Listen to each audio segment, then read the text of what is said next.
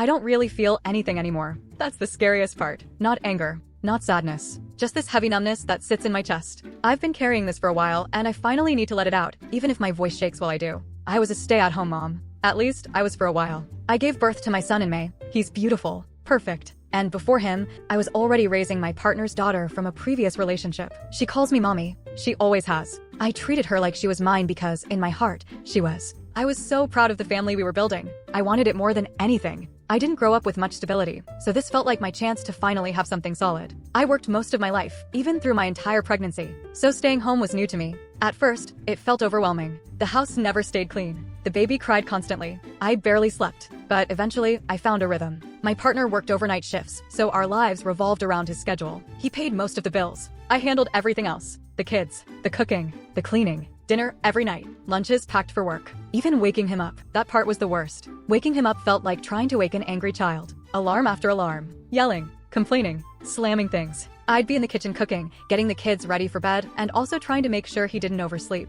If he was late, it was my fault. Always my fault. He wasn't perfect. I knew that. There were texts I wasn't supposed to see. Flirting with coworkers. Old flings popping back up. And then there was the cheating. A few weeks before I went into labor. One big incident that broke something in me. I don't even know why I stayed. Maybe I felt trapped. Maybe I wanted this family so badly that I convinced myself I could swallow anything. I told myself things would get better once the baby came. And for a while, it looked like they did. After my son was born, my partner started doing better at work. Promotions, more money, more confidence. His ego grew, but I told myself that was okay. I kept doing my part, cooking, cleaning, packing lunches, waking him up every night, holding everything together. Then one night, while I was doing my usual routine, something felt off. I couldn't explain it, just this quiet warning in my gut that wouldn't leave me alone. I tried to ignore it. I told myself I was tired, paranoid, overthinking. But the feeling stayed with me. After he left for work, I put the kids to bed and went for my nightly run. My sister was watching them, like she usually did. Running was the only time I felt like I could breathe. As I came around a corner in our apartment complex, my heart dropped straight into my stomach.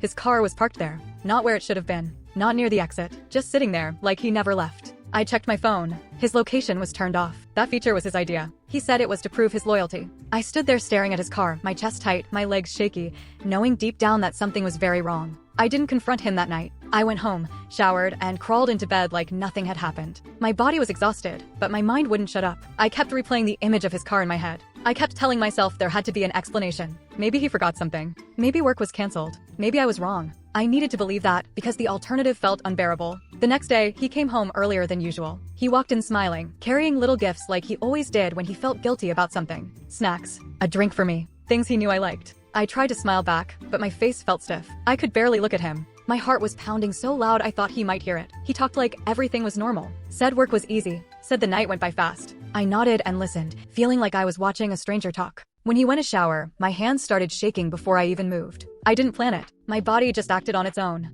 I picked up his phone. I told myself I'd just check the messages, just enough to calm my thoughts. And then I saw her. A name I didn't recognize. Messages from the night before. My stomach dropped so hard I thought I might throw up. He was telling her he was on his way to give her vitamin D. Laughing, flirting, comfortable. Like this wasn't his first time doing it. She lived in our building. They had met the day before. I stood there frozen, reading the words over and over, hoping they'd change. Hoping I misunderstood. All I could think about was how he had me wake him up, make his lunch, look me in the eyes, and lie so easily. He kissed me goodbye and told me he loved me before going to her. The shower turned off. I panicked. I put the phone back exactly where it was and stepped away like it had burned me. My chest felt hollow, like something inside me had shut off completely. When he came out, wrapped in a towel, talking to me like nothing had happened, I answered him. I asked about work. I listened to his lies. I don't know how I did it. I just did. Another day passed. That same feeling came back again. Stronger this time. Heavy. Certain. Before he left for work that night, I checked his phone again. Same pattern. Same pretending. Same lies. And something in me snapped quietly. I didn't cry.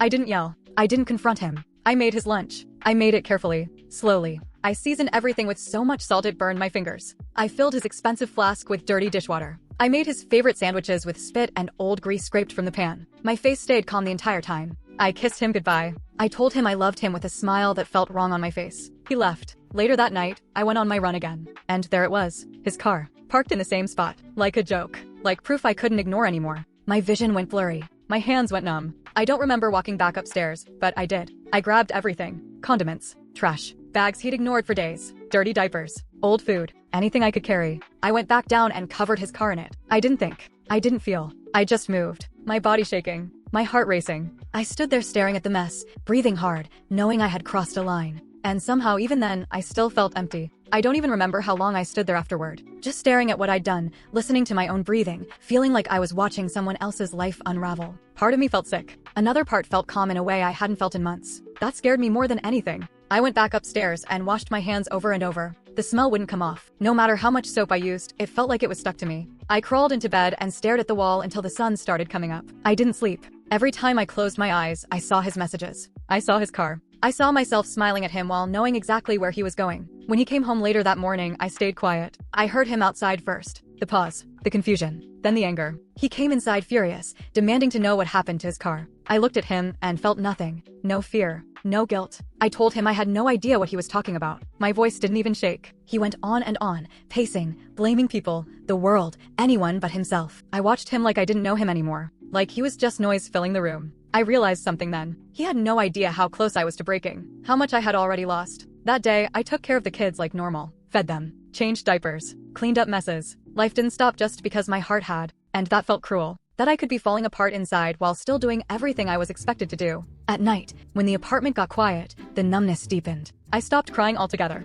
Tears felt pointless. I replayed every excuse I'd ever made for him. Every time I told myself he was stressed, tired, working hard for us. Every time I blamed myself for not being enough. It all sounded hollow now. I started noticing things I had ignored before. How he only touched me when he wanted something. How my needs were always last. How my exhaustion was invisible. I had built my entire life around keeping him comfortable, and he still chose someone else. Someone he barely knew. Someone who didn't carry his children or wake him up for work or hold his life together. I didn't feel broken anymore. I felt erased. And that's when I knew something inside me had changed permanently. I wasn't reacting anymore. I wasn't hoping anymore. I was just done. Quietly. Completely. I didn't know what would happen next, but I knew I couldn't go back to the version of myself that accepted this. I was still there. Still cooking. Still cleaning. Still being a mother. But emotionally, I had stepped away. And once you do that, it's almost impossible to step back in. I started moving through the days on autopilot. Wake up. Feed the kids. Clean the house. Smile when I was supposed to. Speak when spoken to. Inside, everything felt flat, like someone had turned the volume down on my emotions and forgotten to turn it back up. I wasn't angry anymore.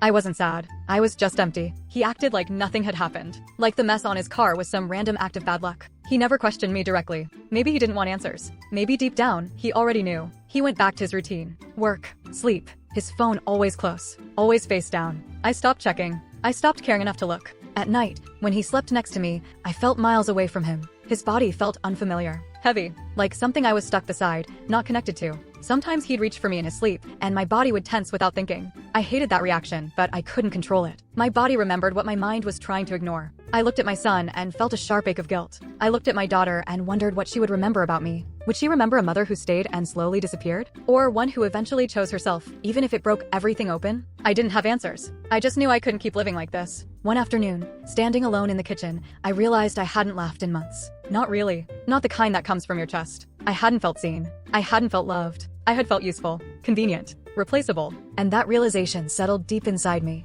I didn't confront him. Not yet. I wasn't ready for the tears, the excuses, the promises. I knew how that conversation would go. I had lived versions of it before. I needed time to feel something again. To remember who I was before I became someone who accepted crumbs and called it love. I don't know when I'll leave. I just know I can't stay like this forever. Something inside me has already shut the door. I did everything I could to hold this family together. I gave more than I had. And now, all that's left is this quiet understanding that I deserve more than survival. I'm still here, still breathing, still being a mother. But emotionally, I'm already gone. And once a woman reaches that point, there's no dramatic ending. No explosion. Just a slow, steady decision to stop disappearing.